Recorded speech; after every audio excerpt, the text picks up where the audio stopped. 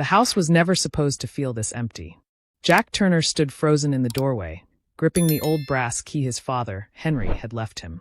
The air smelled of dust and aged wood, but beneath it lingered something more profound: memories. He could almost hear his father's voice echoing in the silence. Sunday mornings spent laughing in the kitchen, his father's gruff yet warm voice always reminding him, "This house will always be home, son." But now it was just Jack. Alone. His fingers tightened around the key, a lump rising in his throat. He had never expected to inherit this house. Never imagined standing here without his father's presence to welcome him back. The grief clung to his chest like a weight. Jack took a deep breath, determined to step forward into the house, but the peaceful moment was shattered before he could even cross the threshold. "You have no right to be here." Jack spun around, his heart pounding. Standing in the doorway was a woman with a perfectly styled blonde bob and an expression that could curdle milk. She looked like she had just stepped out of a corporate meeting. Pearls, a crisp blazer, and an air of unshakable confidence. Her eyes narrowed, practically oozing disapproval. "Excuse me," Jack managed to say, his voice steadier than he felt. "I know exactly what you're doing," she said, stepping closer with the authority of someone who believed they ran the neighborhood. "You're squatting. Trying to move into someone else's house. I've seen your type before." Jack stared at her, trying to process what was happening. His grip on the key tightened. "This is my house. I inherited it from my father." "Nice try," the woman scoffed. "The real owner isn't here, and I'm not about to let you waltz in and claim it. I know who lives here." Jack's patience started wearing thin. His father had mentioned a neighbor named Karen, always sticking her nose into everyone's business. He hadn't expected her to be this bad. "I am the real owner," Jack said slowly. "My father left me the house in his will." Karen's expression twisted into a condescending smirk. "People will say anything to get free real estate." To Jack's disbelief, she pulled out her phone. His stomach sank as she dialed a number. "Hello. Yes, I'd like to report a trespasser," she said, glaring at Jack. "There's a man breaking into my neighbor's home. He refuses to leave." Jack's pulse roared in his ears. Was this seriously happening? Anger bubbled up in his chest. He wasn't some criminal trying to sneak into a stranger's house. He was standing in his own home. He stepped forward, forcing himself to stay calm. "Karen, you don't understand." "I understand perfectly," she snapped, cutting him off with a dramatic wave of her finger. "I knew this would happen the moment Henry passed away. People like you, waiting for an opportunity to take advantage. I won't let you." Jack exhaled, struggling to keep his composure. "Check the county records," he said through gritted teeth. "My name is on the deed." "Oh, I will," Karen sneered. "But until then, the police will handle it." Jack clenched his fists, debating his next move. He could walk away and wait for the cops to show up. He had the will, the deed, and every piece of proof he needed. But the fact that he even had to prove his innocence was infuriating. Minutes later, sirens blared down the street, filling the quiet neighborhood with flashing red and blue lights. Jack let out a bitter laugh, shaking his head. His first night in his father's house, and he was already being treated like a criminal. As the sheriff's cruiser pulled up, Jack muttered under his breath, "Welcome home, I guess." The sheriff climbed out of the cruiser, his boots crunching on the gravel as he approached. Jack recognized him, Sheriff Adam Coleman, a familiar figure from his childhood. He'd been younger back then, with less gray in his beard, but his stern expression hadn't changed. "What seems to be the problem here?" the sheriff asked, glancing between Jack and Karen. Karen wasted no time. "Thank God you're here, Sheriff. I caught this man trying to break into Henry Turner's home. He refused to leave, and I feared for my safety." Jack's jaw tightened. Feared for her safety? She had practically bulldozed her way onto his property, and now she was playing the victim? Sheriff Coleman raised an eyebrow. "Henry Turner's house?" "Yes." Karen nodded emphatically. "And I happen to know Henry didn't have any family living here. This man is obviously lying." Jack took a deep breath, stepping forward and keeping his hands where the sheriff could see them. "Sheriff, my name is Jack Turner. Henry was my father." He reached into his jacket, pulling out his wallet and handing over his ID. "I just drove in from Portland to settle things. I have the will, the deed, everything. I own this house." The sheriff studied Jack's ID, then looked him up and down, as if trying to connect the man in front of him with the memory of a kid he hadn't seen in years. Slowly, recognition dawned on his face. "You're Henry's boy," he said, his tone softening. Jack nodded. "Yeah, I know it's been a long time since I've been back, but I have every right to be here. Karen crossed her arms, her eyes narrowing. Oh, come on, Sheriff. He could have faked all of that. How do you know it's not some elaborate scam? Sheriff Coleman gave her a long, tired look. Because I knew Henry, Karen. And I remember when he used to bring Jack into town as a kid. He handed Jack's ID back, then turned toward Karen. Unless you've got some actual legal reason to dispute this, I suggest you head on home. Karen's face turned a furious shade of red, but she wasn't ready to back down. I knew Henry. I checked on him when no one else did. This isn't right. Jack folded his arms. Maybe you checked on him, but that doesn't change the fact that he left his house to me. If he wanted you to have it, he would have put your name on the will. Karen pressed her lips into a thin line. This isn't over. Sheriff Coleman sighed. It is over. And if you cause trouble again, we'll have another conversation. One you won't like. Karen shot Jack a glare sharp enough to cut steel, then spun on her heel and stormed off. As her car disappeared into the night, Jack knew this wasn't the last he'd see of her. The sheriff handed back the documents. You planning on staying here long? Jack hesitated, looking back at the house. He still wasn't sure. This place held a lifetime of memories, some good, some painful. But it was his father's legacy, the last piece of him that remained. For now, Jack said finally. At least until I figure things out. Sheriff Coleman nodded. Well, welcome back to town. And if Karen gives you any more grief, give me a call. Jack let out a short, dry laugh. I have a feeling I might have to. As the sheriff drove off, Jack stood alone on the porch, looking out at the darkened fields stretching beyond the house. The land was silent, but his mind was anything but. Karen wasn't going to stop, that much was clear. And something told him this fight was just beginning. Jack woke up the next morning to an eerie silence. For a split second, he thought he was still dreaming.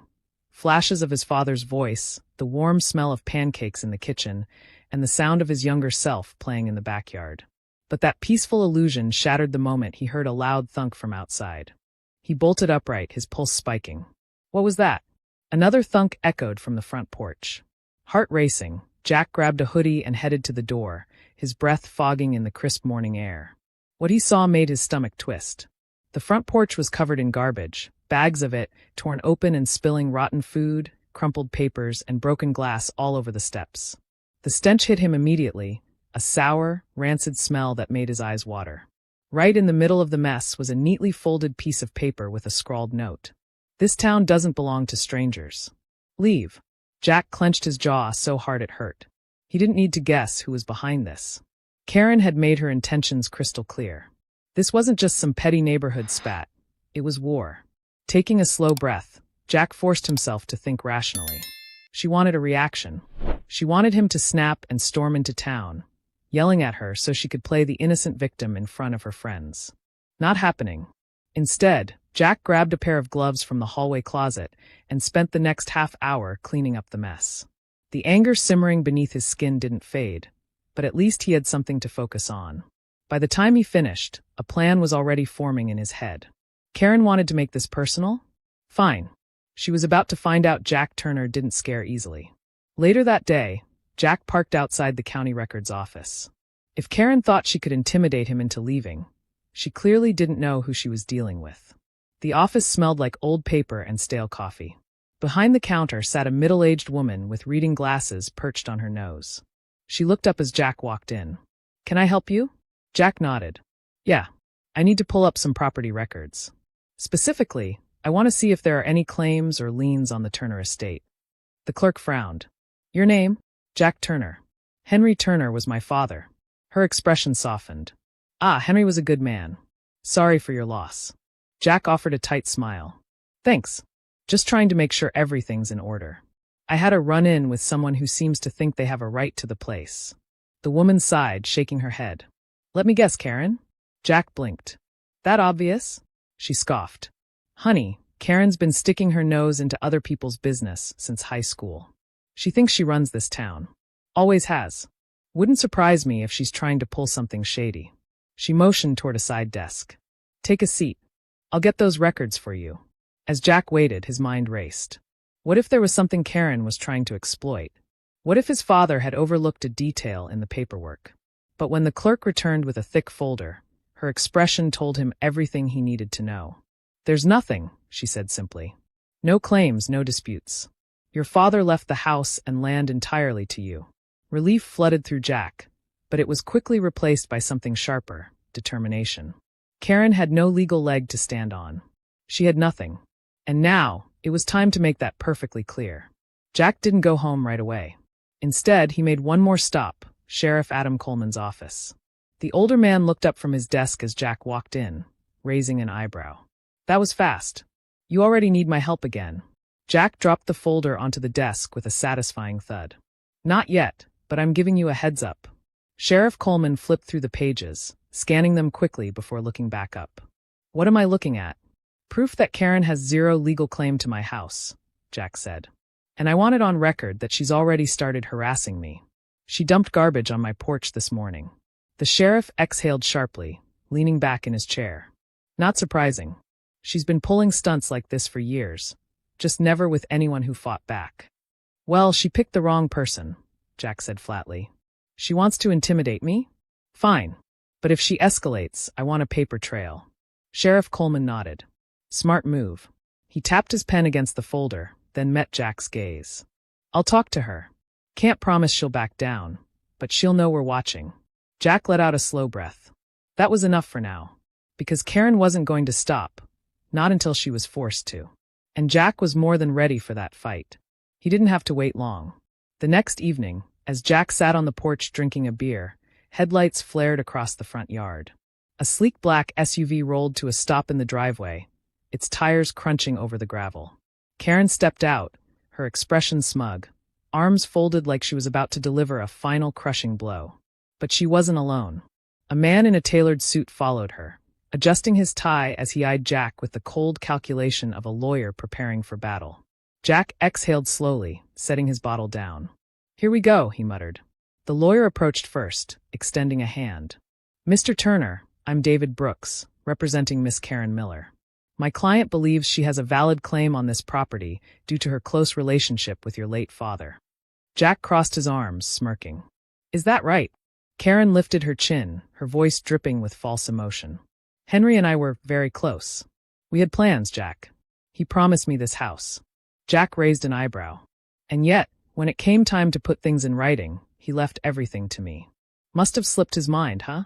Karen's face turned red, but David stepped in smoothly. "A verbal agreement, especially between intimate partners, can still be legally enforceable under certain circumstances. If Henry promised my client this property, we have grounds to contest the will." Jack let out a short laugh. "Cute argument, but let's be real, you don't have a case. I pulled the property records today. There's nothing backing her claim." David didn't blink, but Jack could see he didn't like hearing that. "That doesn't mean a court wouldn't take her claims seriously," David said. Jack's smirk widened. "Right. And a court wouldn't take it seriously when I countersue for harassment. Trust me, Sheriff Coleman already knows all about Karen's little intimidation tactics." Karen's confidence faltered for a second, her mask of calm cracking. Jack saw it and pushed harder. "Sure, go ahead. Take it to court. I'd love to explain how you called the cops on the actual owner, dumped trash on my porch, and tried to strong-arm me into giving up my inheritance. That's not a great look, is it?" The lawyer's confident expression faltered. For the first time, Jack noticed a slight twitch in David Brooks's jaw. The lawyer straightened his tie and glanced at Karen, who was glaring at Jack with all the fury of a dictator whose power had just been questioned. David cleared his throat. "It seems we may need to reassess the legal standing before proceeding further." Karen's eyes widened. "What? No. Do something." Jack leaned back against the railing, arms crossed, smirking. "Yeah, David. Do something." But the lawyer was already backing off. He adjusted his briefcase and nodded stiffly. "We'll be in touch, Mr. Turner." With that, David turned on his heel and made a swift retreat to the SUV, leaving Karen to simmer in her frustration. For a second, Jack thought she might actually scream.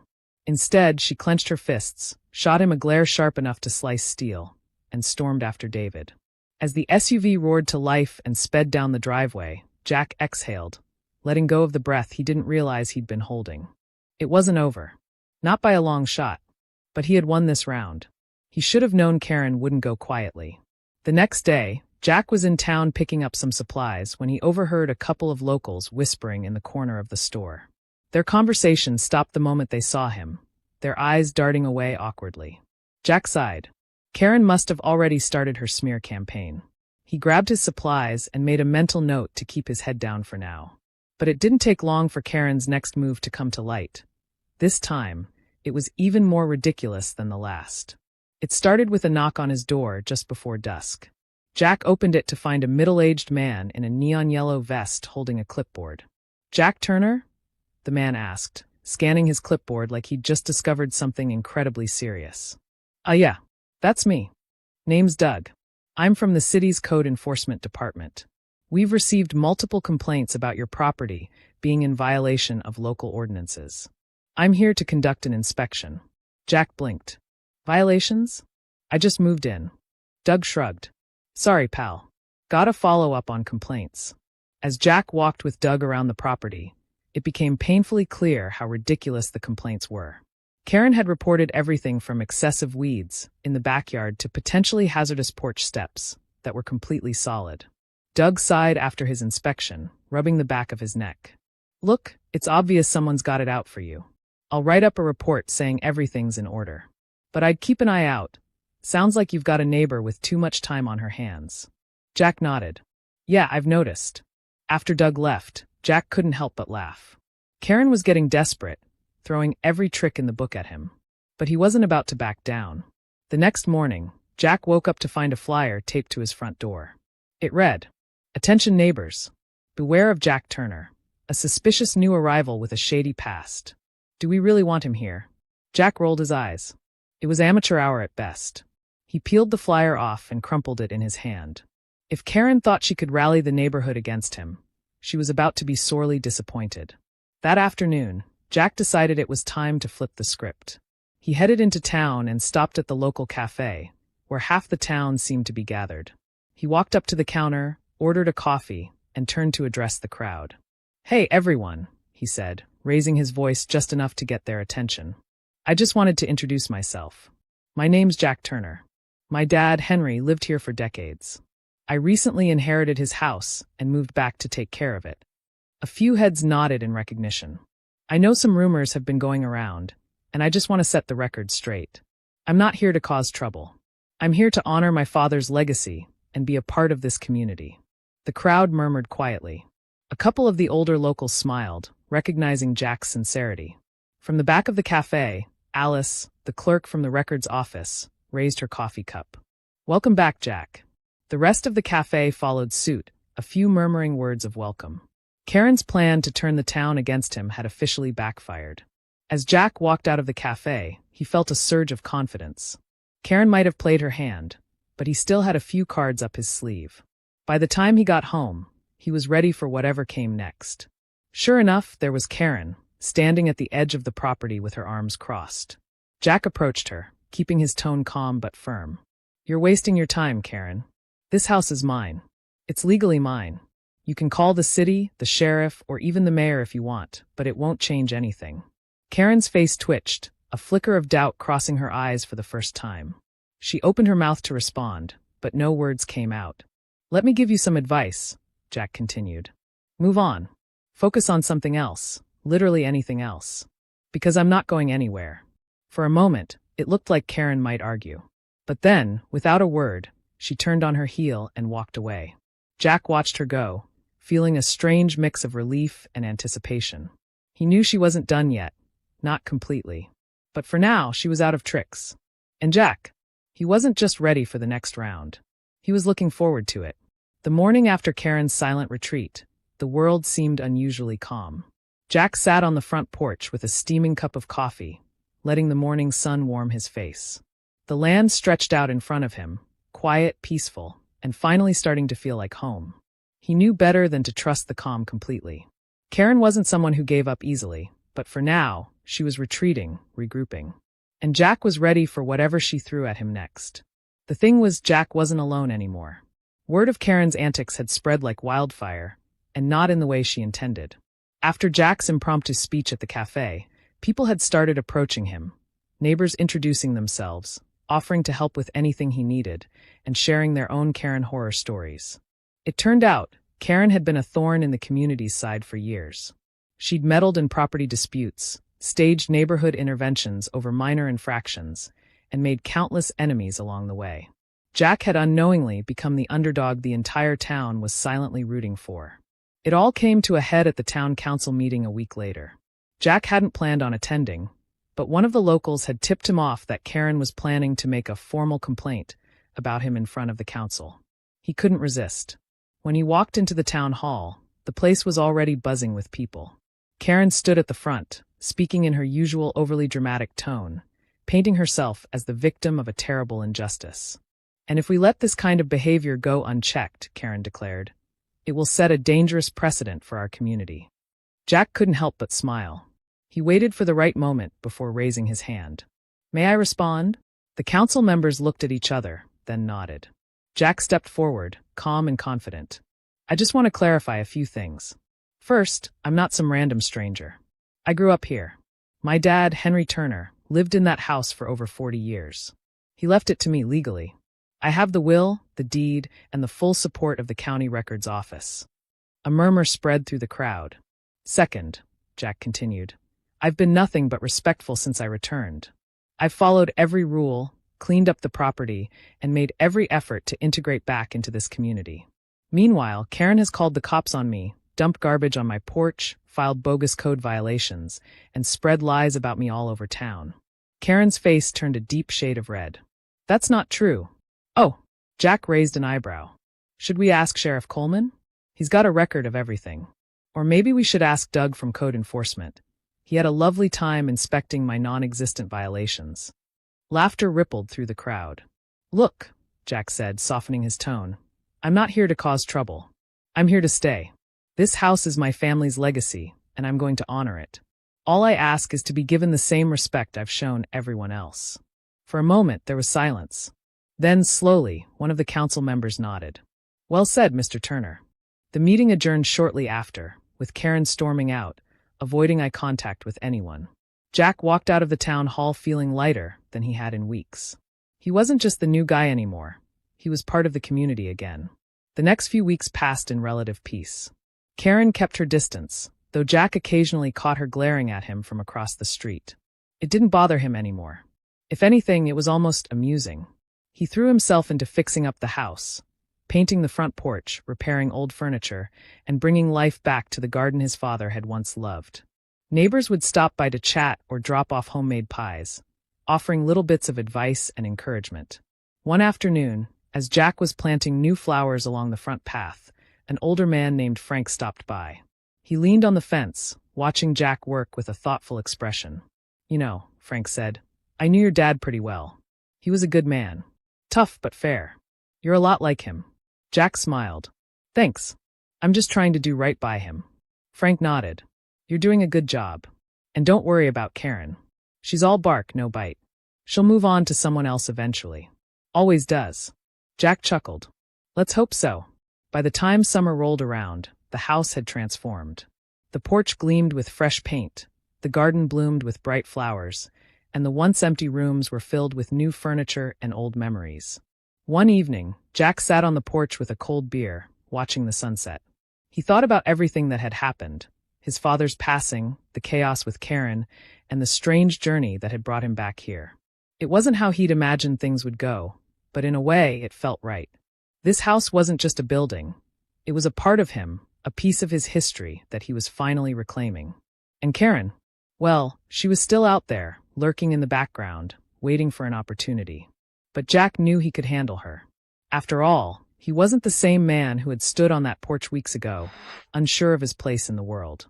He'd found his footing, found his strength. And no matter what came next, this was his home. And he wasn't going anywhere.